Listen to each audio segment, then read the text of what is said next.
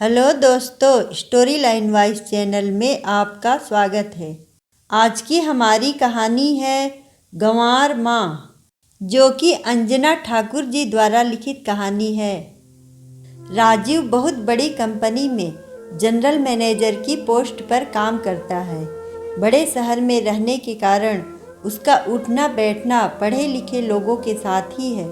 उसकी पत्नी दिव्या भी काफ़ी सुंदर है और उसके ग्रुप में भी हाई क्लास घर की महिलाएं शामिल हैं। लेकिन राजीव ये कभी नहीं भूलता कि इस कामयाबी के पीछे उसके माता पिता का हाथ है, जो गांव में खेती करने के बावजूद अपने बेटे को पढ़ा लिखा कर काबिल बनाया। इस कारण वो उनको काफ़ी बार बोलता है कि आप साथ में ही आकर रहो, अब किस बात की कमी है। पर बाबूजी कहते हैं हमें गांव ही रास आता है और हम यहाँ खुश हैं। कभी कभी मिलने आ जाते थे, पर दिव्या को उनका रहन सहन और शक्ल सूरत से भी दिक्कत थी, इसलिए वो उनके साथ कहीं घूमने भी नहीं जाती और आस पड़ोस में भी किसी से नहीं मिलवाती। राजीव इस बात से अनजान था, क्योंकि उसके सामने तो ढंग से बात करती और घूमने जाने पर कुछ बहाना मार देती। आज दिव्या ने किटी रखी थी घर पर, तभी अचानक सास ससुर को आया देख घबरा गई।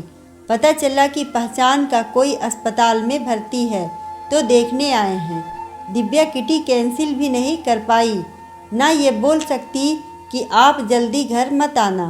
उसने कहा, माँ जी आप कल देखने चली जाना, आज आप अपने हाथों की सब्जी बना दो, मेरी सहेली खुश हो जाएंगी।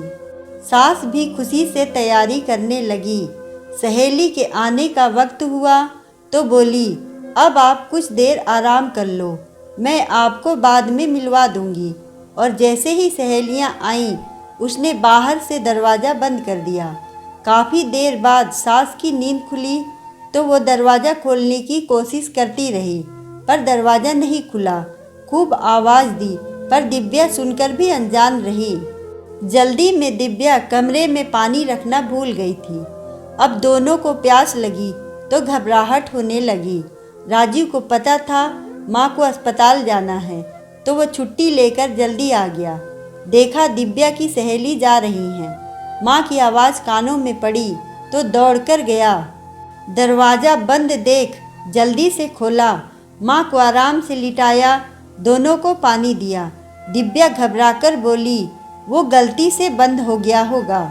राजीव को कुछ शक हुआ। उसने ज़ोर से चिल्लाकर कहा कि तुम्हें आवाज़ भी सुनाई नहीं दी क्या? तब दिव्या को भी गुस्सा आ गया। बोली, मैं नहीं चाहती थी तुम्हारे गंवार माँ पिता मेरी सहेली के सामने आए। बेचारे माता पिता चुप रह गए। तब राजीव बोला, तुम्हें डूब मरना चाहिए। गंवार माता पिता नहीं, तुम हो जो शान के चक्कर में सम्मान भूल गई। इन माता पिता के कारण मैं यहाँ तक पहुँचा हूँ, और तुम जो जिंदगी जी रही हो इन्हीं की वजह से।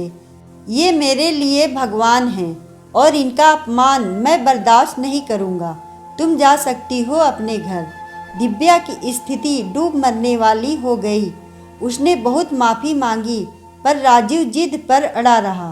फिर माँ बाबूजी से माफ़ी मांगी। उनके कहने पर राजीव ने माफ़ किया।